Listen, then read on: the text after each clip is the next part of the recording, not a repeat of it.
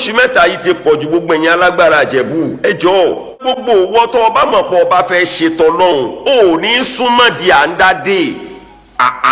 nǹkan tó ní kálukú náà mọ̀ ni ẹ mọ̀jà mọ̀ ṣèkà fúnra wa ẹ jẹ́ ká jẹ́ kí píìsì rè ni ó yẹ ìsọ nísìn nílùú Ìjẹ̀bú Òde for now nísìn wọ́n ní nǹkan ò fi bẹ́ẹ̀ fara rọ mọ́ nísìn àwọn èèyàn ń pariwo lọ́tún wọ́n ń pariwo lọ́sì nítorí ọlùdí oṣù mẹ́ta nítorí gbèsè ṣé ẹ mọ̀ èèyàn tó máa kú sí. mọ́kẹ́ ẹ máa rò wípé èèyàn kan ó bá ọ̀nà ìṣẹ̀ṣe wọlé láti fi jọba yóò wá kúrò lórí ìṣẹ̀ṣe yẹn nígbà tó ti wà ń bẹ̀ tán àbó ti ṣe àwọn nǹkan kan tán yóò wá lóun cross òun ò ṣe ẹ̀sìn mọ́ àníyàn lọ́lọ́run fẹ́ wò mo tuntun wí o ìwọ tó bá tún ṣépè fún mi tún wọ̀n mí lépè o ẹ̀yin ọmọ ìyá mi nínú Islam mi ò ń ṣọ̀tá ara wa ẹ̀yin tẹ́ ń pè mí lóní humanity sọnù tá a bá ròdòdó ọ̀rọ̀ ńlẹ̀ mọ̀mọ̀já sọ ṣé ẹ ti rí nísìn ó yẹ sọ fún mi tó bá jẹ́ pé ó dá o a ti gbà pé ọba ti kú gẹ́gẹ́ báwọn èèyàn ṣe sọ wọn gẹ́gẹ́ bẹ́ẹ̀ ṣe sọ pé mùsùlùmí ni láti lẹ̀ kò bá wọn jẹ kò bá oníṣẹ̀ṣe jẹ kò bó oníṣẹ̀ṣe mu kò bó oníṣẹ̀ṣe ṣe nǹkan kan àbí ó sì jòkólẹ̀ ó sì dé adé wọ́n sì ń pè ní aláyélúwà wọ́n ń pè ní aláṣẹ igbákejì òrìṣà àbí accepted mo fara mọ́ ọ̀yá o ta lẹni tó ní ẹ̀ṣẹ̀ lọ́rùn ńgbà tó bá kú tán nísìn ta ti sin nísìn mùsùlùmí àti kírun sí ní kíníkì mùsùlùmí wọ́n ti fáwọn èèyàn lóṣù mẹ́ta ọ̀pọ̀lọpọ̀ àwọn èèyàn ti ń kó kúrò nínú Ìjẹ̀bú Òde báyìí èmi sì rí èèyàn kan tán yìí post tán ní oṣù mẹ́ta nínú Ìjẹ̀bú Òde bó bá tiẹ̀ wá jẹ́ pé bẹ́ẹ̀ làwọn oníṣẹ̀ṣe ṣe ń ṣe tẹ́lẹ̀ pé wọ́n ó gbọ́ludé láti fi kẹ́dùn ọba ṣóṣù mẹ́ta ni wọ́n máa ń fún wọn wọ́n sọ́fà lórí situation Nigerian kan làwọn tí ń tajà níjẹ̀bú Òde ni wọ́n fi ní nájà àtàwọn tó ń gba làǹpó àtèyí tó ń gbà rúnú wọn àti bó o ṣe ò jẹ àti bó o jí o jí mi oṣù mẹ́ta àtèyí tọmọ rẹ̀ ń bẹ lórí àìsàn àtèyí tó jẹ́ wípé kò láṣọ méjì lọ́rùn àtèyí tí ń san gbèsè lọ́wọ́ oṣù mẹ́ta nítorí wípé wọ́n lọ́ọ́ bá ṣaláìsí. Allahu Akbar gbogbo wọn tó bá mi ṣí ẹ programu yìí pẹ̀lú àṣẹ tọlọ́run ọ̀nà jẹ́ ọ̀nà múre ò ní dímọ̀ lójijì kò sì ní dímọ̀ láéláé lágbára Ọlọ́run ẹni tí ó lọ forí kó àjàgà ìbànújẹ́ wá tí ó wàá kó ràn tó fi wá dẹni ìbànújẹ́ ẹ ní rìn pàdé bí mo ṣe tọrọ fún yín kórí bẹ́ẹ̀ fẹ́mi náà ẹ̀yin aláṣẹ Ìjẹ̀bú Òde ẹ̀yin oníṣẹ̀ṣe tẹ̀ ń bẹ́ẹ̀ ẹ jọ̀ọ́ nítorí tọlọ́run ẹ jọ̀ọ́ talẹni tó jèso talẹni téyín kan oṣù mẹ́ta ẹ dákun torí tọlọ́hun ẹ jẹ́ n kọ́kọ́ dúpẹ́ lọ́wọ́ gbogbo ẹ̀yin àfà tẹ́ ẹ ṣépè fún mi lórí ọ̀rọ̀ ọba Ìjẹ̀bú Òde tẹ́ ẹ ní opportunity ni Ọlọ́run lo ọba yẹn láti fi clear pé Islam lẹ̀sìn ni èmi ò bá yín dispute ẹ o àmọ́ níyàn tí mo bá ní lórí Islam ní k'Ọlọ́run fi ṣèdájọ́ fún mi ẹ̀yin PA mo ń sòtítọ́ ọ̀rọ̀ fún yín ẹ̀yin lè sòtítọ́ ọ̀rọ̀ fún yàn àmẹ́fẹ́ kéèyàn sọ fún yín rárá àtọ̀ ṣé ẹ ti rí nísìn ó yẹ sọ fún mi tó bá jẹ́ pé ó dá o a ti gbà pé ọba ti kú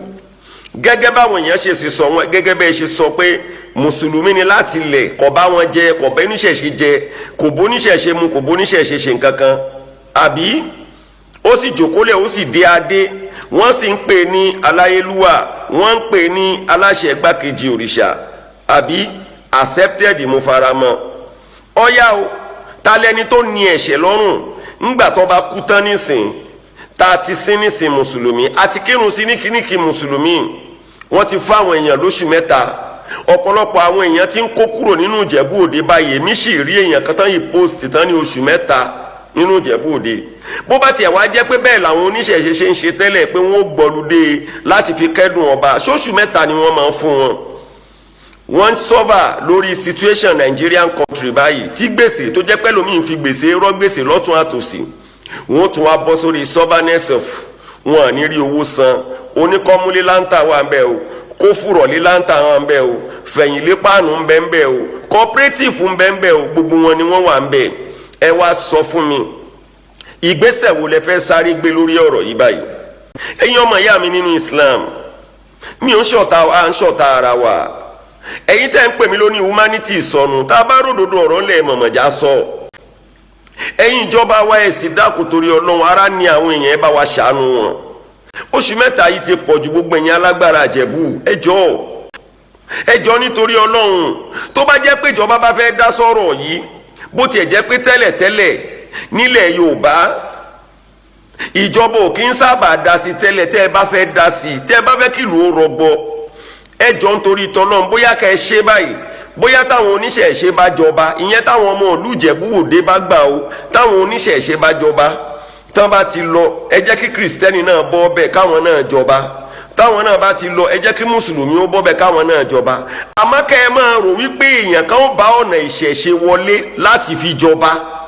yóò wá kúrò lórí ìṣẹ̀ṣe yẹn nígbà tó ti wà ń bẹ̀ tán àbó ti ṣe àwọn nǹkan kan tán yóò wá lóun cross òun ò ṣe ẹ̀sìn mọ́ àníyàn lọ́lọ́run fẹ́ wò mo tuntun wí o ìwọ tó bá tún ṣépè fún mi tún wọ̀n mí lépè o ìwọ tó bá tún ẹ mọ nǹkan tó ń pè ní Islam o a kàn ń dẹmọ fúnra wa ni o àdọ́gbọ́n ṣe Islam mú zẹ́bzẹ́bí náà ọ̀tọ̀ ṣíṣe Islam pọ́nbélé ọ̀tọ̀ ìran gbogbo owó tó ọba mọ̀ pọ̀ ọba fẹ́ ṣètò lọ́hùn ò ní súnmọ́ di à ń dádé nǹkan tó ní kálukú náà mọ̀ ni ẹ mọ̀jà mọ̀ ṣèkà fúnra wa tó ọba mọ̀ pọ̀ ọba fẹ́ ṣètò lọ́hùn mọ̀ bá wọn súnmọ́ di à ń dádé kò sí bọ́ọ̀ bá jẹ ìtọ́lọ́hùn òfẹ́ wọn kì ọ́ lórí kì tọ́lọ́hùn ọba mi ò fẹ́ nínú Islam ni mo ń sọ o wọn á pè ní kábíyèsí sọlọ́hùn ọba mi fẹ́ kí ó pè wọ̀nyàn ní kábíyèsí nílànà Islam ṣé kò ti ṣẹbọ pẹ̀lú Ọlọ́run tó bá jẹ́ bẹ́ẹ̀ ẹ jẹ́ ká jẹ́ kí peace reign ẹ jẹ́ ká jẹ́ kí peace reign ó yẹ ìsọ nísìn nílùú Ìjẹ̀bú Òde for now nísìn wọ́n ní nǹkan ò fi bẹ́ẹ̀ fara rọ mọ́ nísìn àwọn èèyàn ń pariwo lọ́tún wọ́n ń pariwo lọ́sì nítorí ọlùdí oṣù mẹ́ta nítorí gbèsè ṣé ẹ mọ̀ iye èèyàn tó máa kú sí ṣé ẹ mọ̀ iye èèyàn tó máa ṣàìsàn sí ṣé ẹ mọ̀ iye èèyàn tó máa dẹnilẹ̀ sí ẹ wá bá ń sọ irú ládàwọ̀ lọ́ba ó gbà níbi tó wà àbáwọn oníṣẹ̀ṣe yẹn náà lẹ́ṣẹ̀ ẹjá àjọ òru dáadáa ìtẹ̀kù fìtínà ẹjá bẹ̀rù fìtínà ẹjá bẹ̀rù fìtínà ẹjá bẹ̀rù fìtínà Ọlọ́run ó tọ́ gbogbo wa sọ́nà ẹ jẹ́ ká lo humanity peace love unity káyé lè dáa ẹ̀yin Ìjẹ̀bú oṣù mẹ́ta ti pọ̀ jù ẹ ṣàánú nítorí tọlọ́hun talẹ́ni tó jẹ́ èso talẹ́ni téyín kan. wọ́n máa ń sọ yí pé ọba igbákejì òòṣà ṣé láti ìgbà tó bá ti sọ yí pé okay accepted pé òun ṣe ìṣẹ̀ṣe mọ́ ìṣẹ̀ṣe ò dáa ò scam ni o ṣé wọ́n ti ń pè ní aláṣẹ igbákejì Ọlọ́run ọba Allah in tó bá jọmọ́ ti let's call a spade a spade ẹ mọ̀ mọ̀ jẹ́ àmọ́ búra wa ọlọ́gbọ́n ni mo ní bá sọ̀rọ̀ mi bá wèrè sọ̀rọ̀ gbogbo nǹkan táwọn fẹ́ máa yọ àìlámójúkúrò wèrè òun lẹ́rù wèrè ò ṣe mọ níwọ̀n ní wèrè ṣe pọ̀ nínú Islam wèrè pọ̀ nínú ọ̀pọ̀lọpọ̀ ẹ̀sìn nǹkan tí mò ń jẹ́ kó yé wa ni pé ẹ worú ọba Olúwo nísìn ọba Olúwo jáde tán ó dúró ó bẹ̀rẹ̀ sí ṣe ìjọba orí pèrè bàbá rẹ̀ bó ṣe fẹ́ ayé ti mọ̀ọ́mọ̀ bọ́ bàbá yìí ò jáde ìwọ kan ní èmi ò ń ṣe ọmọ Ìjẹ̀bú mo ṣe wá láti máa dájọ́ nǹkan tẹ̀mí ń sọ ni wípé ókè gbogbo àwọn ìṣẹ̀ṣe àwọn nǹkan tí wọ́n ń ṣe nílé ọba yẹn ṣọ́ba ò kí ń sí ń bẹ̀ ṣe bọ́ba wà ń bẹ̀ bàbá wa Alhaji Wasiu Ayinde ókè nísìn ẹ sọ fún mi Ọlọ́run má ti pa bàbá yẹn Ọlọ́run fún lẹ́mí gúngbà tàlàfíà aburú ò ní jẹ́ ti bàbá yẹn sọ̀rọ̀ kanjọ́ kan ó da wuyewuye láàrin àwọn àfa can't we think bàbá yẹn ni I'm a bona fide member of Celestial Church ṣẹ́nu ẹ̀yìn àfa àwọ̀wọ̀ àbí òwò o ṣé màá yẹn lásàlátù àbí ò lásàlátù ṣe bó ní asàlátù máìfọ́ Allah tó wà lọ́kọ́ta ṣe bàbá yẹn lásàlátù nígbà tí bàbá yẹn jẹ oyè máyégún àbí kí ló jẹ yẹn ó kó lẹ́kẹ̀ẹ́ sọ́wọ́ àbí ò lágogo àbí ò ní gbogbo àwọn nǹkan yẹn ó yẹ ìdájọ́ yẹn ń gbà yẹn náà ẹ̀yin náà lẹ́tún nìyẹn ṣẹ́yìn lẹ́ni Wasiu Ayinde èèyàn ti sọ pé bona fide member ẹja àròrí ẹ mọ̀jẹ̀ kọ́kọ́ lọ́wọ́ máa rùn ẹ wá ń lérí ẹgbẹ́ mi lẹ ẹ fọlọ́gbà ẹ ní nǹkan kan tẹ́ ṣe fẹ́ mi o torí tálíkà Ọlọ́run ni mí n ò lówó n ò ní nǹkan kan òótọ́ ọ̀rọ̀ ẹnu mi yí gan ò járe ní ràn wá lọ́wọ́ sọ bẹ́ẹ̀ gbé mi lọ kóòtù ẹ dà mí padà náà ni ẹ bẹ́ẹ̀ sọ pé ẹ bẹ́ẹ̀ ṣe nǹkan kan fún mi ẹ dà mí padà náà ni bẹ́ẹ̀ ṣe pa mí mo dìtàn nù ni wọ́n tó ṣe pa mí náà ó dìtàn náà nù ni ìtàn everybody àní ẹ jẹ́ ká jẹ́ kí peace reign n tó yẹ ká rán ẹ jẹ́ ká rán bàbá yẹn ò bá ti jáde ó ti sọ pé tó mi ò bá wọn jẹ mọ́ o mi ò bá wọn mu mọ́ o ẹ jẹ́ kí wọ́n wé láwàní fún mi kí n di ẹ̀míà ọba ni wọ́n pè bàbá yìí tó fi kú náà ọba ni wọ́n pè ẹ jẹ́ ká jẹ́ kí peace reign wàhálà yẹn máa wo ẹ rí pé nítorí ránṣẹ́ lẹ́yìn máa dá wàhálà lẹ̀ o ẹ rí pé máa dá wàhálà lẹ̀ ó dẹ̀ máa cause problem fọba mi tó bá fẹ́ jẹ ẹ̀sìn tiyín ẹ̀sìn tiwantiwa ẹ má jẹ́ ká ranjú mọ́ tí ò bá kí ń ṣe tiwa lópin ìgbà tá àti ìtún ayé ara wa ṣe tán tó di kọ́ wassalamu alaikum ìwọ tó bá tún bú mi lẹ́ẹ̀kan sí 08034319296 àkùnjọ kan náà ni èmi tẹ́ ẹ fẹ́ pa ń kú ìwọ tó pa mí ń kú ilẹ̀ yìí kan náà ni ó jọ mú gbogbo wa wassalamu alaikum.